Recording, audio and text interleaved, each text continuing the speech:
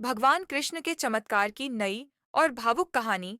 भगवान श्री कृष्ण की लीलाएं अनंत हैं और उनके चमत्कार जन जन के हृदय में श्रद्धा और भक्ति का संचार करते हैं। उनकी कृपा से भक्तों के जीवन में आशा और प्रेम का संचार होता है। आज हम एक ऐसी अनोखी और भावुक कहानी सुनाने जा रहे हैं जो आपकी आत्मा को छू जाएगी। यह कथा उस समय की है जब भगवान कृष्ण द्वारका में शासन कर रहे थे। द्वारका में एक निर्धन ब्राह्मण रहता था जिसका नाम हरिदास था।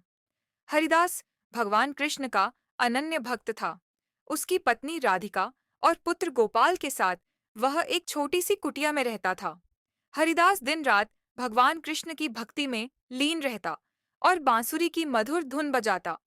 लोग उसकी भक्ति को देखकर कहते, हरिदास, तुम तो भक्ति में इतने डूबे हो कि अपना और अपने परिवार का भी ध्यान नहीं रखते। हरिदास मुस्कुराकर कहता, जो भगवान का है वही मेरा है, वह सबका पालन करता है। एक दिन भयंकर अकाल पड़ा, फसलें सूख गईं, जल के स्रोत समाप्त हो गए और द्वारका नगरी में भूख का आतंक फैल गया। हरिदास के घर में भी अन्न का एक दाना न बचा। उसका पुत्र गोपाल भूख से बिलखने लगा।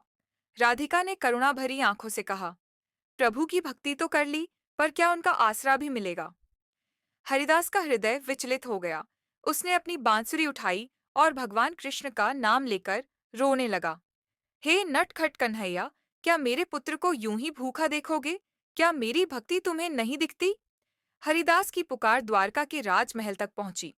भगवान कृष्ण ने रुक्मिणी से कहा, प्रिय, मेरा भक्त कष्ट में है, मुझे जाना होगा।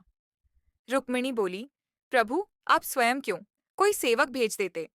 कृष्ण मुस्कुराए और बोले, भक्त के आंसुओं को केवल मैं ही पहुंच सकता हूँ।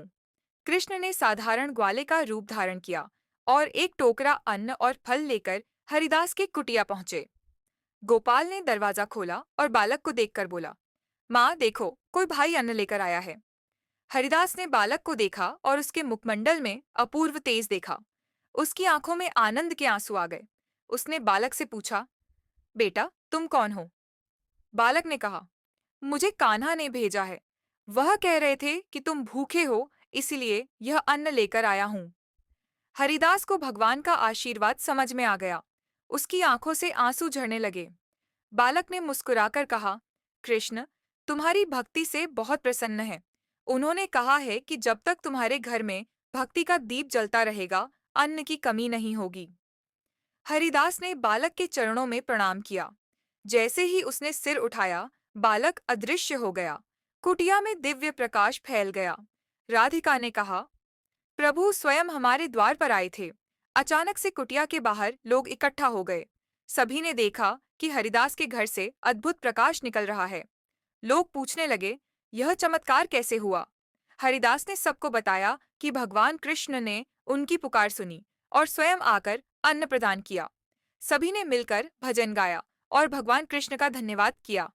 पूरे द्वारका में यह बात फैल गई कि भगवान अपने भक्तों की रक्षा के लिए सदा तत्पर रहते हैं। हरिदास की भक्ति और विश्वास ने भगवान को धरती पर आने के लिए विवश कर दिया। इस घटना ने पूरे द्वारका में आस्था का संचार कर दिया।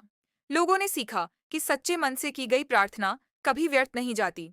इस कहानी से हमें यह सीख मिलती है कि भक्ति और विश्वास की शक्ति अनमोल है। भगवान अपने भक्तों की सहायता के लिए सदा तत्पर रहते हैं। सच्ची भक्ति और समर्पण से भगवान को भी प्रकट होना पड़ता है।